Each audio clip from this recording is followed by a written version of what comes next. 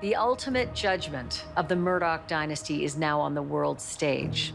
The trial of Alex Murdaugh begins on January 25th of 2023. Brian Enton is right there on the ground at the Colleton County Courthouse in South Carolina. You know, Ashley, you always hear that saying, you can't make this up. I mean, with this story, you really just cannot make it up. It is crazier than a movie script. Many people said it was the trial of the century. The prosecution's theory was that Alex Murdaugh actually committed the murders to take the focus off of the financial crimes that he was involved in. The house of cards were coming down on top of him. You've got an extremely powerful, well-established Southern family. You have allegations that of power and influence and their effect on the system. On top of that, you have these two just horrific murders.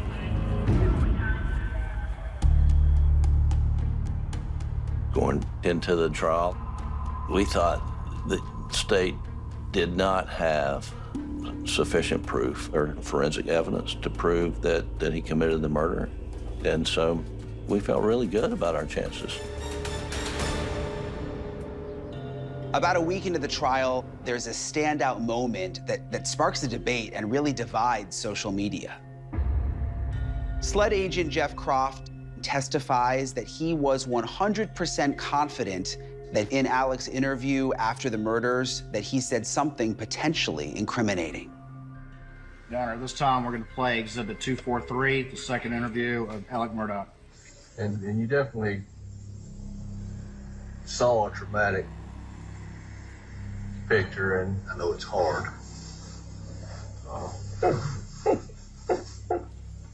And sitting here talking today is tough. It's just so bad. They did it so bad. It sounds like to some that said, I did them so bad. So if you thought that Alex did it, this would be perfect proof that, yes, he did. It's just so bad. They did it so bad. Instead, others heard it as they did him so bad. And he's in sort of an emotional state, so it is very difficult to hear. It's just so bad. They did it so bad.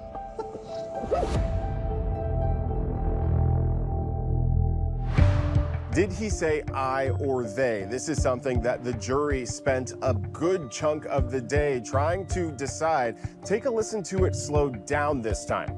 It's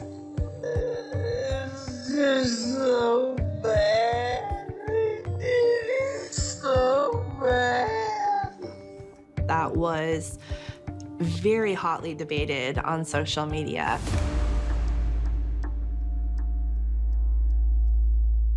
It was almost like 50-50. You either heard, I did him so bad, or they did him so bad.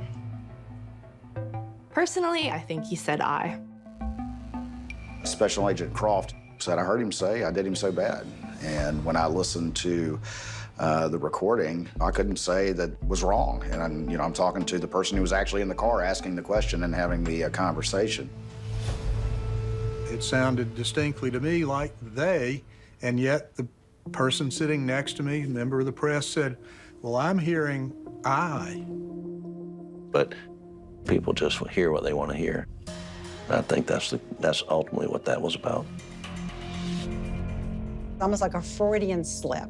And their theory behind Freudian slips is that parts of our unconscious, parts of our feelings that we aren't in touch with kind of pop out at these kind of inopportune or strange times, but they tell the truth.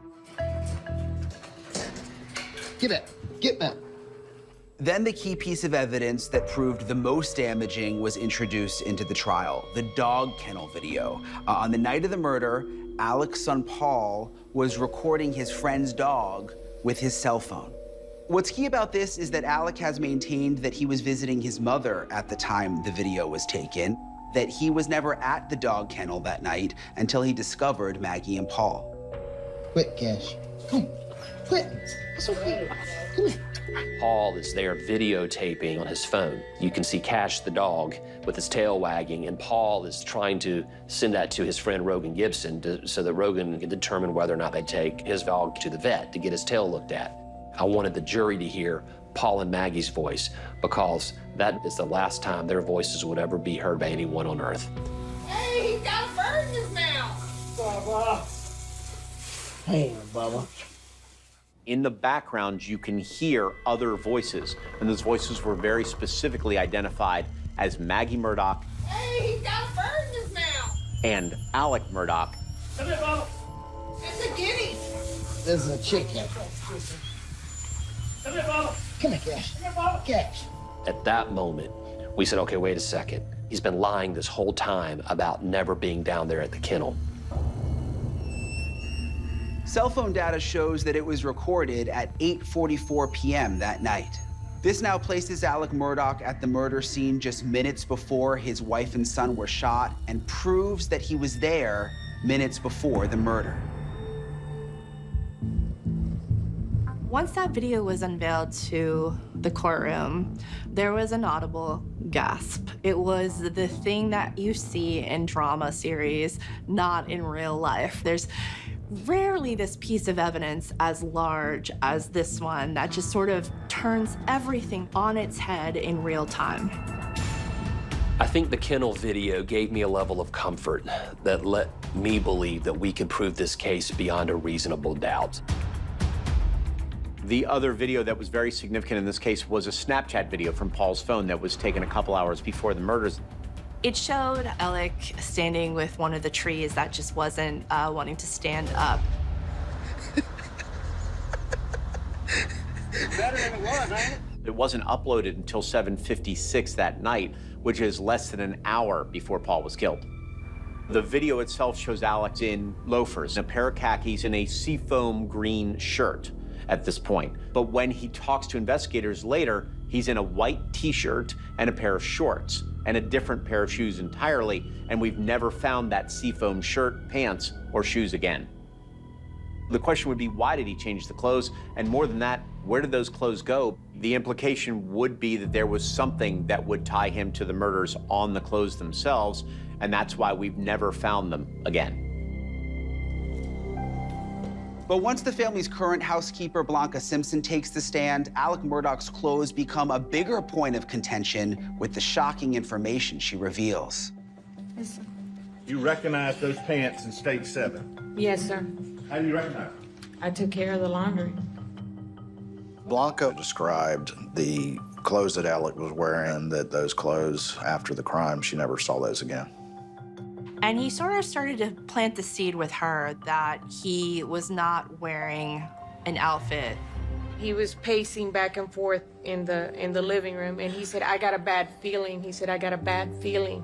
He said, something's not right. He said, you remember the shirt I was wearing, that Vinnie Vine shirt? In my mind, it was the polo shirt. I didn't say anything, but I was kind of thrown back because I don't remember that. I don't remember him wearing that shirt that day when he left. I know what shirt he was wearing because I fixed the collar, and the collar's a different material. What this testimony effectively was suggesting was that Alec Murdaugh may have tried to sway Blanca into telling investigators, if they asked, that he was wearing one thing when in fact he was wearing something different.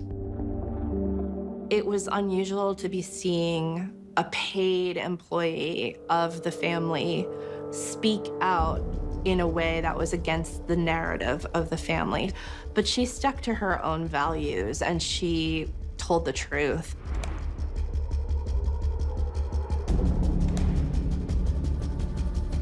And it was probably, at that point, one of the most anticipated moments of the trial, knowing that Buster was coming to the stand. What could he say at that point? Would he support his father? Be the truth, the whole truth, and nothing but the truth, so help you God.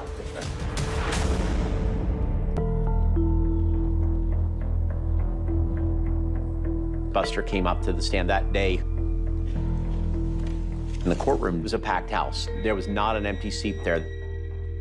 Buster's testimony was the first time a lot of people were hearing Buster speak. My dad called me on the phone.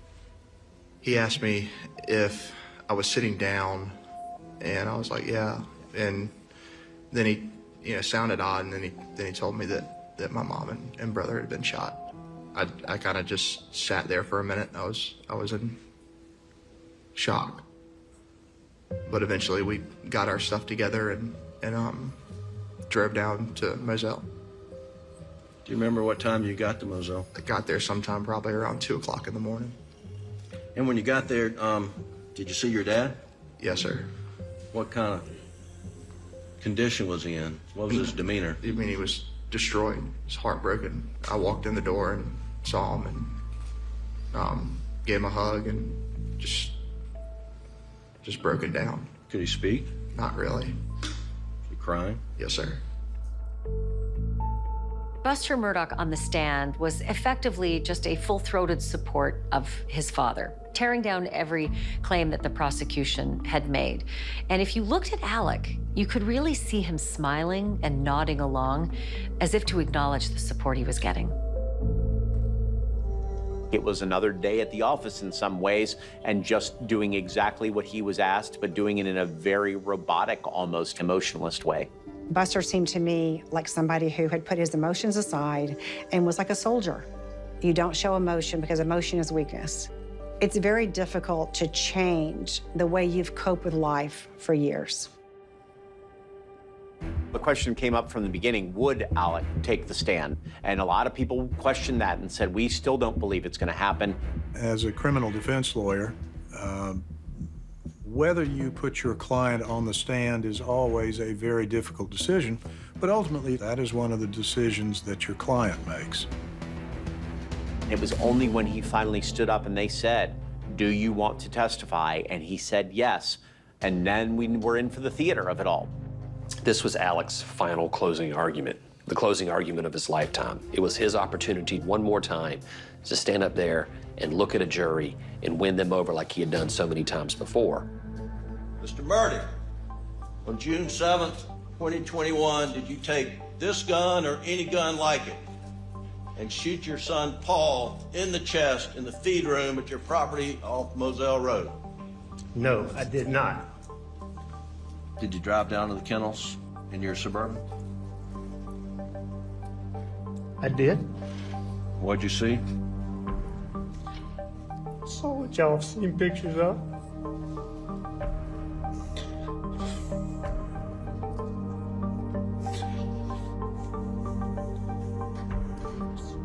So bad.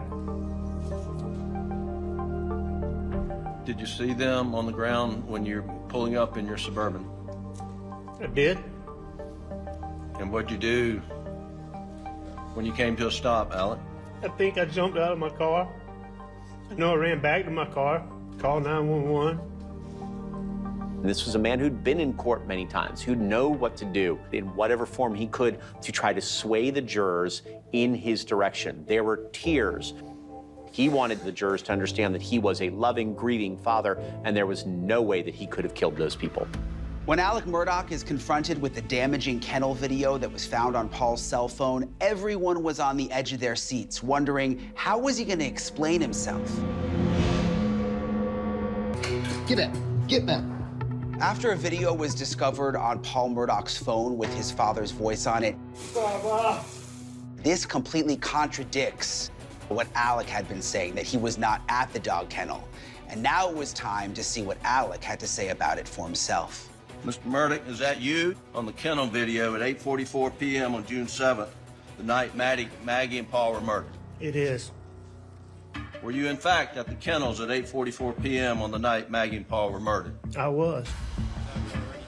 Did you lie to Sled Agent Owen and Deputy Laura Rutland on the night of June 7th and told them that you stayed at the house after dinner?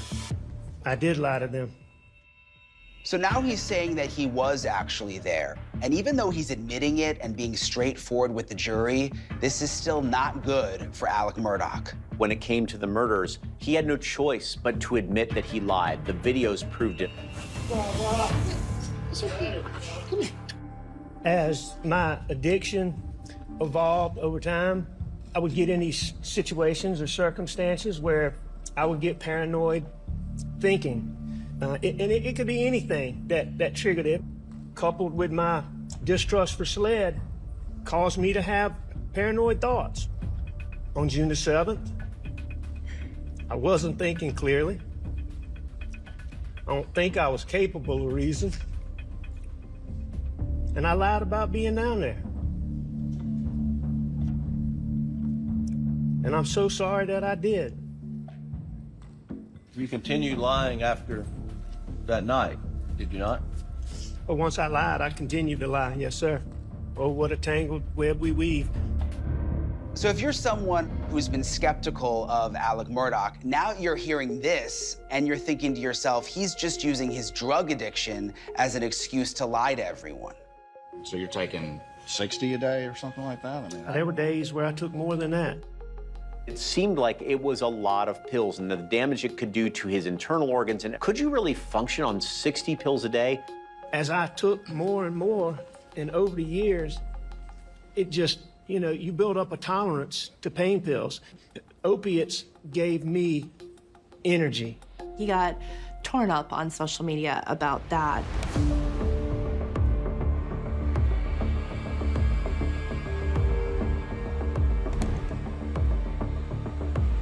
Then Alec reminds us all again that a nameless, faceless social media vigilante still angry over the Mallory Beach boat crash is really the person responsible for the murders.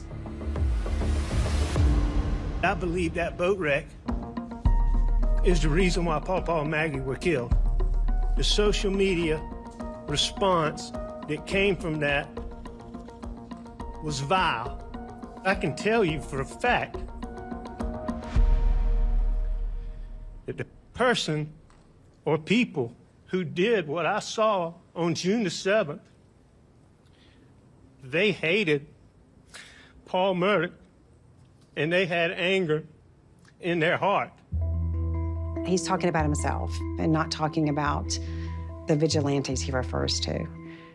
Because I think that Alec is projecting his own anger that he had toward Paul for putting his dynasty in jeopardy, creating all kinds of financial problems, about to tarnish his image. But he was never able to pinpoint who might have done it or who actually was attacking Paul. So it took away from the value and the power that he was trying to pull with that statement. Then the defense team brings in Tim Pombach. He is a crime scene analyst and blood spatter expert, and he actually suggests that the double murder is the work of two shooters. The reason that we believe they're two shooters is there are two guns. Why have two guns if it's one shooter? It just doesn't make much sense. Paul Murdaugh was shot twice, once in the chest and once in the head, while Maggie Murdaugh was shot a staggering 5 times. They were trying to claim the shooter had to be about 4 foot tall to be able to commit the murder with Paul because of the angle that was coming up and the number of shots that were fired both at Maggie and Paul at that point. And the prosecution was able to come back with Dr. Kenny Kinsey. I've worked approximately 800 death scenes in my career. I would describe myself as Andy Griffith with a crime scene background. I don't dumb it down for the jury. I bring the jury down to my dumb level, and explaining evidence doesn't have to be that difficult. The average man and woman, they just want to be able to form their own opinion.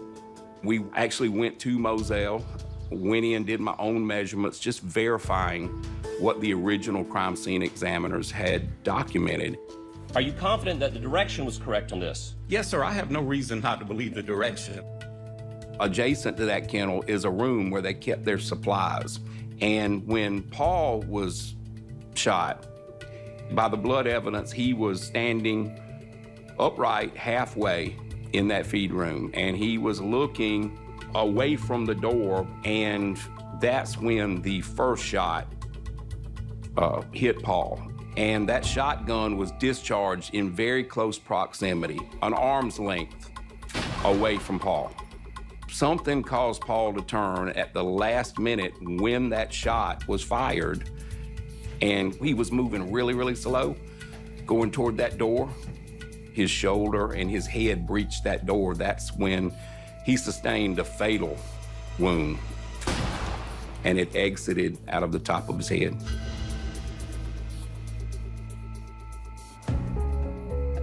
Miss Maggie was shot with a .300 blackout rifle.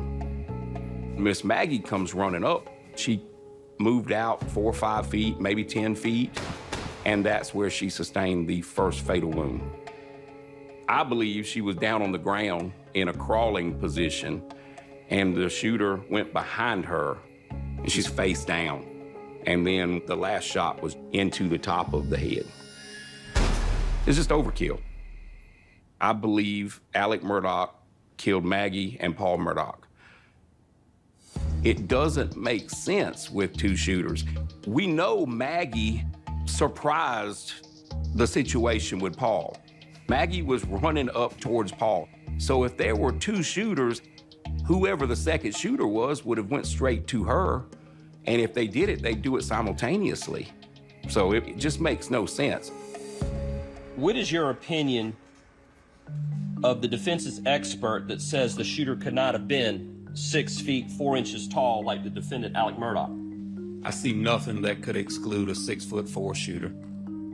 So the defense's theory was able to be countered by Kinsey, who then became a social media darling because of his demeanor. He spoke English to the public. They fell completely in love with him.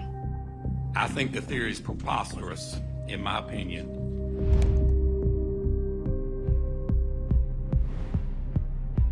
The jury had now heard testimony from over 60 witnesses, and now the world braces itself for closing arguments that will determine the fate of Alex Murdaugh.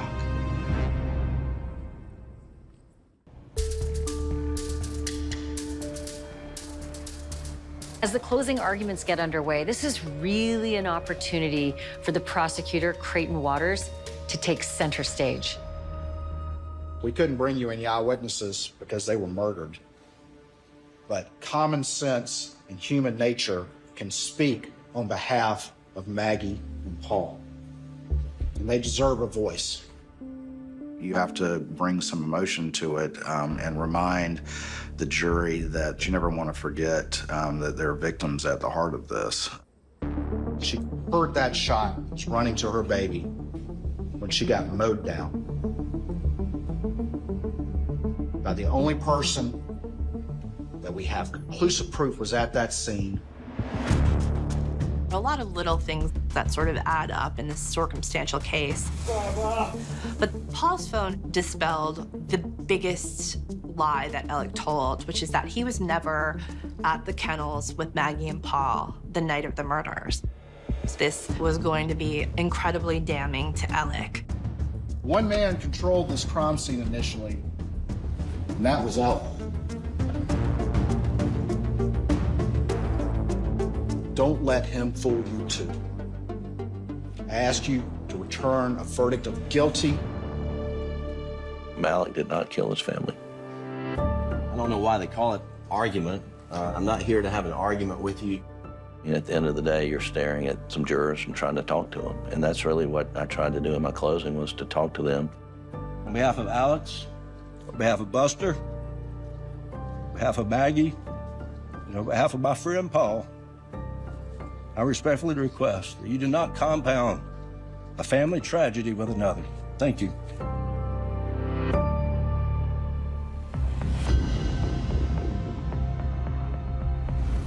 On March 2nd, after 6 weeks of trial, I was floored by how quickly that jury reached a verdict.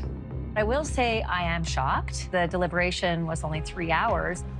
Usually when a jury comes to a decision that fast, it does not bode well for the defendant. My producer telling us that the jurors say they do, in fact, have a verdict. The State versus Richard Alexander Murdaugh, defendant. Indictment for murder, guilty, verdict. The State versus Richard Alexander Murdaugh, defendant. Indictment for murder, verdict, guilty. Doesn't matter how much money you have or people think you have. Doesn't matter how prominent you are. If you do wrong, if you break the law, if you murder, then justice will be done. He's currently doing 2 life sentences in state court. I think Alex Murdaugh was wrongfully convicted, and so I'm totally deflated. Completely deflated. But until we find the real killer, no one will believe me, right? And I remember just a sense of elation, like just relief, because the last thing I wanted to happen was for us not to deliver justice. Now they're being called out. Now people know who he is and what he is. He's evil. He is evil. There had been a huge social media, presence. Many people felt like a statement was made. And the statement was, nobody's gonna get away with this. Between yesterday morning and the end of sentencing today, there were more than 99,000 posts about the trial. Alec doubted whether he can get a fair trial. He had hope in the jury, but he was disappointed. All that disinformation and social media worked its way into the minds of the jury. The Alec Murdaugh saga will likely be with us for as long as Alec lives and probably even afterwards. But as recently as September 2023, some brand new information surfaced that really sparked some new hope for Alec that he could wiggle out of all of it. And here we go again. This is a bombshell filing and bombshell accusations now from Alec Murdaugh's defense attorneys. They're saying Clerk of Court Becky Hill from Colleton County actually tampered with the jury. Allegedly, the clerk told them, don't let the defense distract you. Then right before Alec testified, she said, don't be fooled by him. They say that the clerk pressured jurors to reach a guilty verdict so that she could profit off of it all. Becky Hill wrote a book right after this trial. And if you don't get a guilty verdict, will it still sell quite as well? In November of 2023, police questioned Becky Hill and the majority of the jurors, and in an affidavit signed by Becky Hill, she denied the numerous allegations made by Murdaugh's legal team. That was totally unprecedented in my experience and jaw-dropping. So we have filed a motion for a new trial. A few months after the verdict came down, finally a settlement in the Mallory Beach lawsuit. Paul was about to stand trial, but he was killed. Her family alone in that settlement got $15 million from the convenience store that sold Paul the alcohol that day. Mallory loved animals, and we have started the foundation, Mouse Pals, as part of keeping her memory alive. I just don't want to see her get lost in the Murdaugh mess. Here's a section of the official statement released by Buster Murdaugh regarding the Stephen Smith case. These baseless rumors of my involvement with Stephen and his death are false. I unequivocally deny any involvement in his death, and my heart goes out to the Smith family. I've always talked about a second autopsy because I did not agree with the pathologist because she had ruled Stephen's death pedestrian versus vehicle, and I knew that wasn't true. We got the autopsy done, and finally SLED ruled his death homicide. So SLED reopened Stephen's case, and I was elated. It was the first time I was able to cry joyful tears instead of sad tears. And they told me they're getting closer to the end. Gloria Satterfield's financial case now continues to still be in the court system. We have a judgment of $4.3 million that we intend to collect. And they're not going to let Alex Murdaugh rest simply because he was convicted of double murder. From the very beginning, I had said that the Murdaughs could not survive social media, and that ended up being true in probably the most epic of ways. He no longer has control over the community. It's a different community. It doesn't belong to the Murdaughs.